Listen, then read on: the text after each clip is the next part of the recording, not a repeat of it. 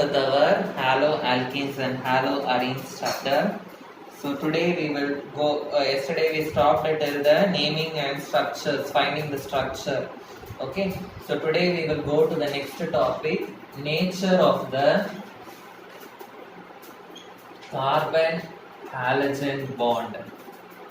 Nature of the carbon halogen bond, CX bond. What is the nature of the carbon halogen bond?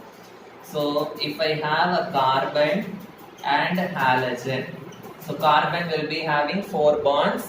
What is the nature of this carbon and halogen bond? That we are going to study. Okay. So this carbon halogen bond, this halogen atom, X means what? Halogen. This halogen is electronegative. Electronegative means this bond has 1 electron from carbon and 1 electron from halogen. So electronegativity means what? Sharing the electron pair towards itself. That is what is electronegativity. We studied in 11th standard. Okay. So electronegativity means sharing the electron pair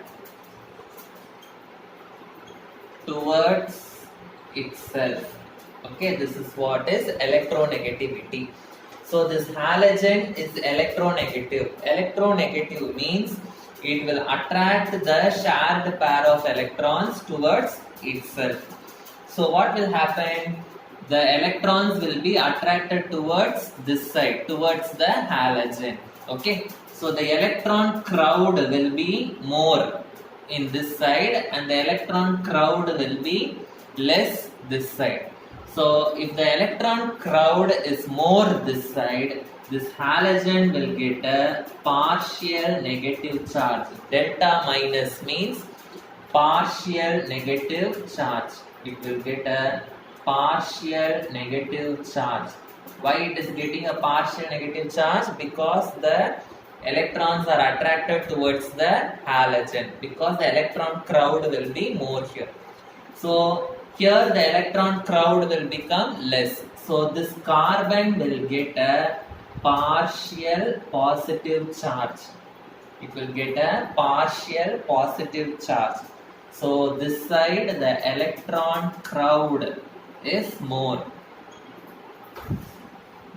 And in this carbon the electron crowd will be less. This side electron crowd will be more and this side electron crowd will be less. Okay. So if the bond is separated into positive and negative charge, we can say that the bond is a polarized bond. Okay, it is a polar bond. So here we are getting negative charge, here we are getting positive charge. So I can say the CX bond is a polarized bond. CX bond is a polarized bond. Polarized bond means it is divided into 2 poles, a positive pole and a negative pole. Okay.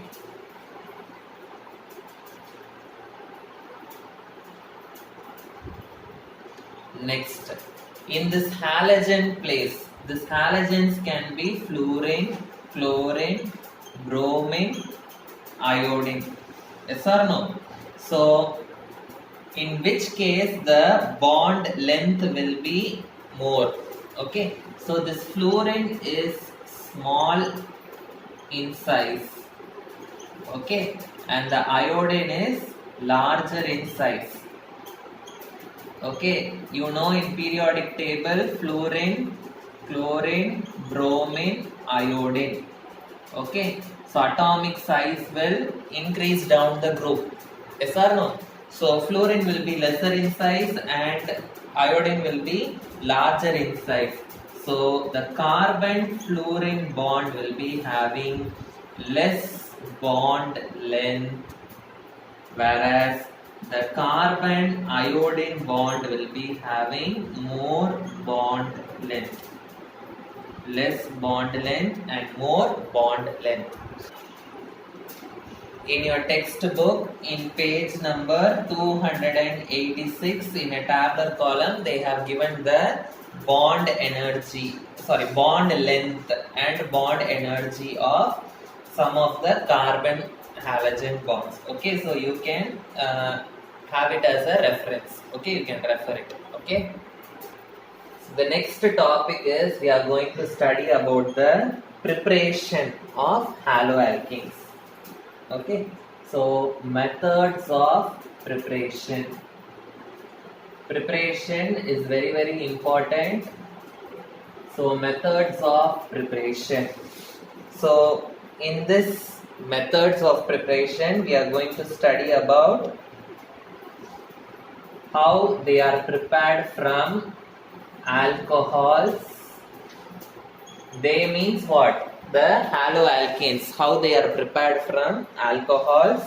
Okay, and how they are prepared from hydrocarbons.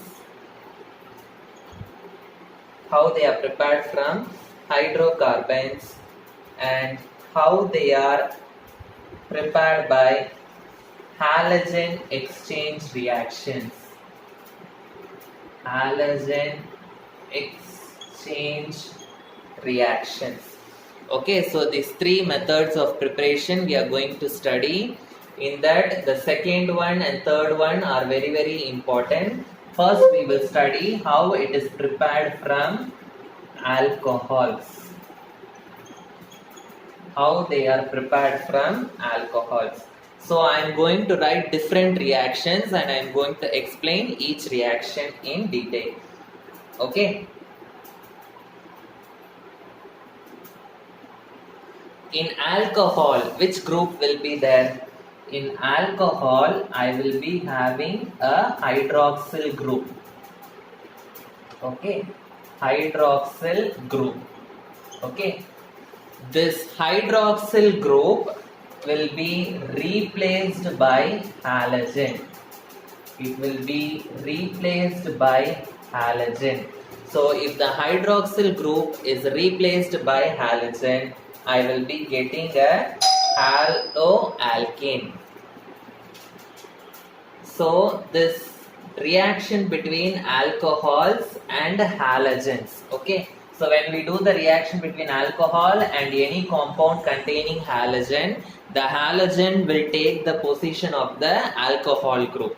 Okay, this reaction takes place in the presence of, we can use concentrated acids. Okay, in the presence of concentrated acid, phosphorus halides. Phosphorus halides means phosphorus pentachloride, phosphorus trichloride, like that. Okay, or thionyl chloride. Thionyl chloride. Thionyl chloride means SOCl2. Okay, so this equations and all we will be writing. Okay, so usually we will prepare this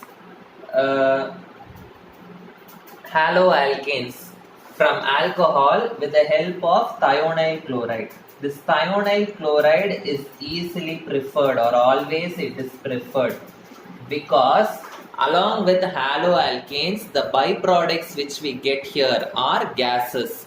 Okay, so this thionyl chloride is easily preferred because the byproducts which we get here are gases. The byproducts are gases. Gases means what? The gases will easily escape and we will be having the haloalkane alone. Okay, so it is easily preferred because the byproducts are gases.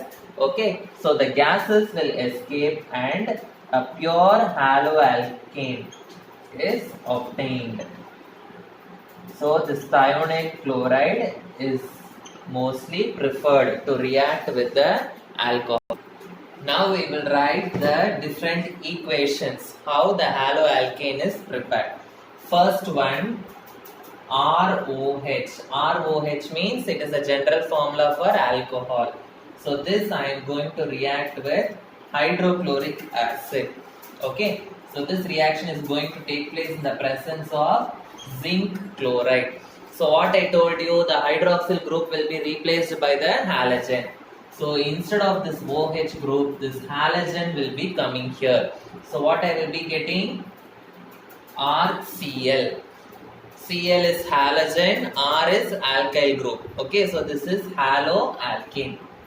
So I will be getting a haloalkane plus remaining what I will be getting, H and OH will form water, H2O. Okay, so the next reaction is ROH plus NaBr plus H2SO4. ROH plus NaBr plus H2SO4. Now, what will happen here? Okay, so always this halogen will replace the hydroxyl group. So instead of ROH, if Br comes here, I will be getting RBr. This is a haloalkane. So remaining what I will be getting? So remaining what I have here, this OH is going outside. Yes or no? So I will be having OH, okay, and the sodium I am having Na. This H2SO4, how it will divide? This H2SO4 will divide into H plus and HSO4 minus. Okay, this H2SO4 will divide into H plus and HSO4 minus. Now this sodium and this HSO4, it will form NaHSO4. Okay, sodium hydrogen sulfate, or it is called sodium bisulfate. Bisulfate or sodium hydrogen sulfate. So remaining what I am having, H2 and O. So remaining H2O I will be getting. Okay, so this is the second method of preparation. Now I am going to write the equations how it is obtained from phosphorus halides. Okay, so ROH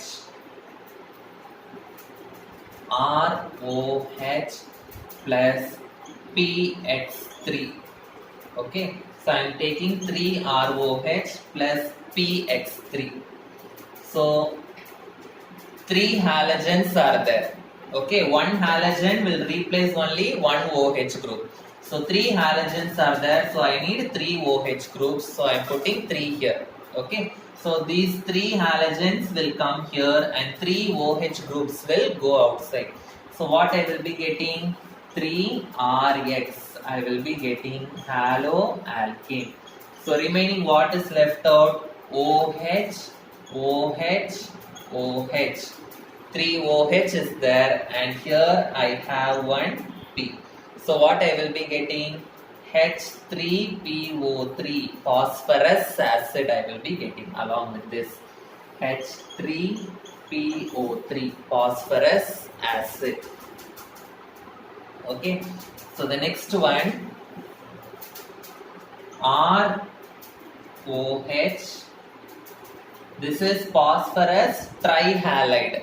Okay, now I am going to do it with phosphorus pentahalide. Trihalide means 3 halogen. Pentahalide means 5 halogens are there. So what will happen here? So here for 3 halogens we need 3 OH we did. But same way you should not do this. Okay, so in this chlorine, one chlorine will come to the OH place and I will get only one RCl. Okay, RCl, which is nothing but haloalkane. Remaining how many chlorines are left out? 4 chlorines are left out. Okay, and one oxygen is there and one hydrogen is there and one phosphorus is there. Okay, plus I will be getting one hydrogen and one Cl will be forming HCl plus POCl3 I will be getting POCl3. Okay, next one, ROH. alcohol, I am going to treat it with halogen X2 in the presence of red phosphorus. Okay, in the presence of red phosphorus. So this method we will always be using to get bromine or iodine. Okay, that means the haloalkane with bromine if I want, or if I want it with iodine, I will be using this method. Okay, so red phosphorus I will be treating it with halogen first. Okay, so this phosphorus with a halogen, it will be forming phosphorus trihalide. Okay, suppose if it is bromine, it will be forming phosphorus tribromide, or if it is iodine, it will be forming phosphorus triiodide. Okay, so if I want a haloalkane with bromine or iodine, I will be first treating the halogen with red phosphorus. These two will combine first and it will form phosphorus tribromide or phosphorus triiodide. Okay, then it will react with this ROH like this. Okay, and it will form RX. Okay, so like this only the equation is given in your book, so same way you can write. Okay, byproducts will be formed. Now next one I told the thionyl chloride. This is only usually preferred. Yes or no? So why this thionyl chloride is preferred? I said because haloalkane will be formed and the remaining products will be gases. They will escape. So only haloalkane I will be getting. Here and all the remaining byproduct is not gases. Okay. So here when I do it with thionyl chloride, ROH plus SOCl2. Okay, the remaining products which I will be getting are gases. See here, I have two chlorines. Okay, this R will combine with only one chlorine and it will form RCl plus hydrogen and another chlorine, it will form hydrogen chloride gas. Okay, plus sulfur and 2 oxygen will form SO2 gas. Okay, so this is only usually preferred. Okay.